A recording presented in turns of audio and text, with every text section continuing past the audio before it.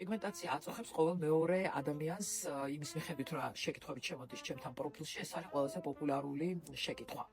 რამოდენიმე წლის წინ ძალიან პოპულარული იყო, ესე იგი, სოციალურ ქსელებში ესეთი საშუალება, როგორც ექს-პიგმენტი. მე მგონი ყველანი იცნობთ ამ საშუალებას.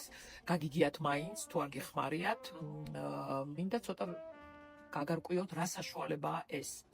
უყურეთ, ექს-პიგმენტი შეიცავს გიდროჰინონს. გიდროჰინონი არ არის ის საშუალება, რომელიც მოიხმარება კოსმეტოლოგიურ საშუალებებში. ის გამოიყენება დერმატოლოგიურ საცხებში, რომელიც, რა თქმა უნდა, ინიშნება, რადგანაც ეს დერმატოლოგიასთან არის კავშირში, ინიშნება ექიმის მიერ. ზოგი ცდილობს, რომ თვითონ გამოიყენოს დამოუკიდებლად ეს საშუალება პიგმენტაციასთან ბრძოლაში. გიდროჰინონი ერთხელ არის ძალიან კაი საშუალება, საკმაოდ ეფექტური, მაგრამ საკმაოდ საფრთხილოც. ამიტომაც თუ ჩვენ გადავწყვეტეთ მისი გამოყენება, უნდა გამოვიყენოთ სრული დაცვით მისი გამოყენების წესით. ესე იგი, არ უნდა მოხდეს არავითარ შემთხვევაში, აი აქ თვალის ირგვლივ, არ უნდა მოხდეს ტუჩების ირგვლივ და რაც თავარია, ეს არის წერტილოვანი დატანის საშუალება.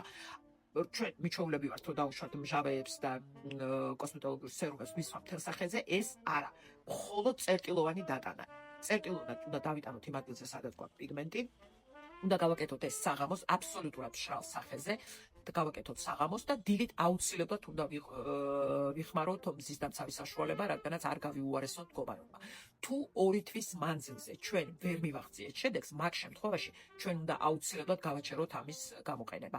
2 თვე ის პერიოდია, რომელიც საჭიროა და აუცილებელია იმისთვის, რომ ამ საშუალებამ ჩააღწიოს იმ უჯრედებამდე, რომელიც არის დაზიანებულები და დაიწყოს მისი გამოჯანმრთელება. თუ 2 თვეში ეს არ მოხდა, მაშინ პრეპარატის გამოყენებას ამთავრებთ.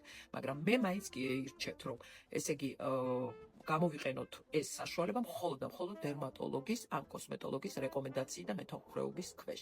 ამას წარმატებულ დღეს გისურვებთ, ჩემო კარგი.